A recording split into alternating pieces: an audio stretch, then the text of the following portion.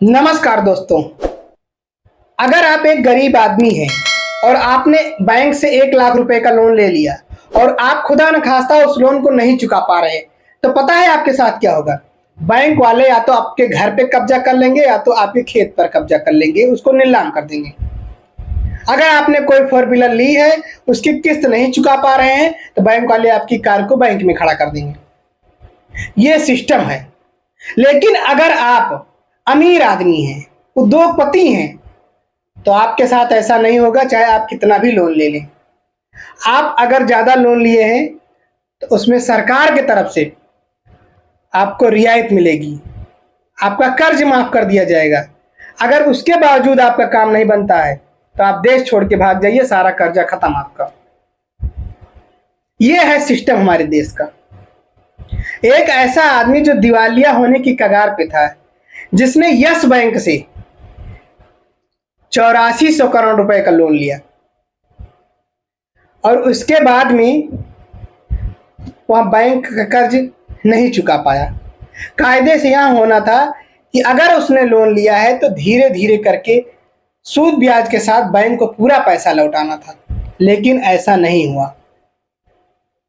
क्योंकि ऐसा इसलिए नहीं हुआ क्योंकि वह मोदी का मित्र था, मोदी सरकार का मित्र था, इसलिए ऐसा नहीं हुआ।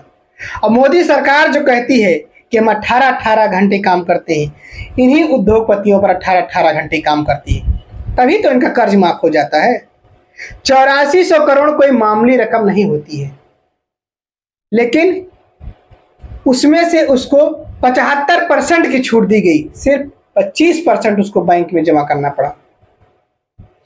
8400 करोड़ में से सिर्फ 1500 करोड़ रुपए उसको बैंक में जमा करना पड़ा, सारे कर्ज उसके माफ हो गए।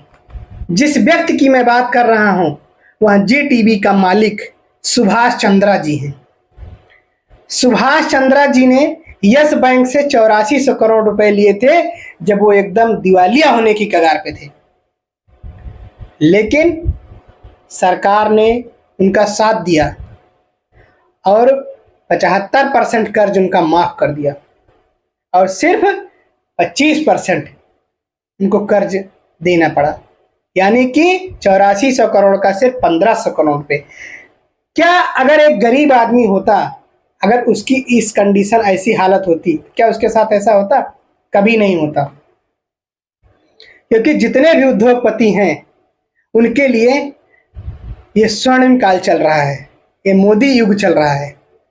उनके लिए सारी सुविधाएं हैं, सारी छूट है, क्योंकि मोदी सरकार 18-18 घंटे इसी पे काम कर रही है कि इन उद्योगपतियों को कैसे और बड़ा बनाया जाए, और बड़ा कैसे बनाया जा सकता है इन लोगों को। गरीब आदमियों के लिए कोई काम नहीं हो रहा। अब गरीब आदमी इस भरम में भी ना रहे कि हमारे लिए कोई काम हो रहा है। सारे काम हो रहे हैं उद्योगपतियों के लिए और सिर्फ अपनी कुर्सी के लिए, क्योंकि उद्योगपति बने रहेंगे तो मोदी सरकार को डोनेट करेंगे कुछ हिस्सा, और कुछ हिस्सा लगा करके मोदी सरकार अपनी नई सरकार बनाने के लिए जो सिस्टम है उस सिस्टम को तैयार करेगी। इसलिए मोदी जी 18-18 घंटे काम करते हैं इन उद्योगपतियों को और बड़ा बनाने में। नहीं, आप सोचिए, 8400 करोड़ रुपए कोई मामूली रकम नहीं होती है, और सिर्फ आपको 1500 करोड़ रुपए देने पड़े और सारे आपके पैसे माफ। ऐसा कैसे हो सकता है? ऐसा हो सकता है क्योंकि उद्योगपतियों के लिए स्वर्णिम काल चल रहा है, मोदी युग चल रहा है।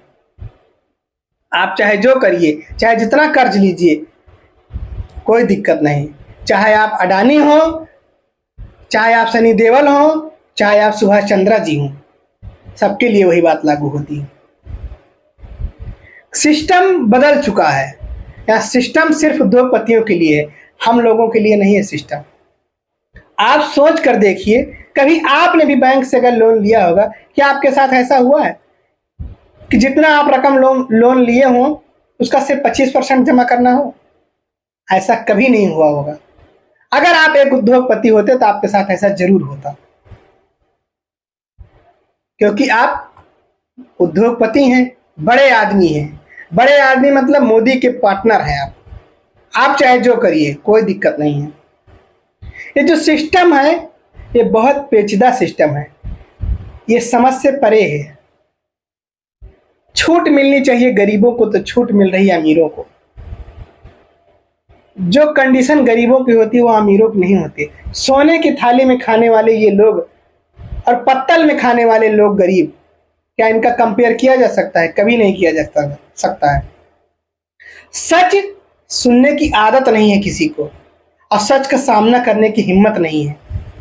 भागते हैं सब लोग सच के नाम से, लेकिन सच्चाई आज यही है कि मोदी काल में उद्योगपतियों का स्वर्णिम युग चल रहा है। आप लोगों की हमारे इस वीडियो पे क्या राय है, कमेंट बॉक्स में जरूर बताएं। अगर आप हमारे चैनल पर नए हैं, चैनल को लाइक करिए, शेयर करिए और सब्सक्राइब करके जाइएगा। धन्यवाद।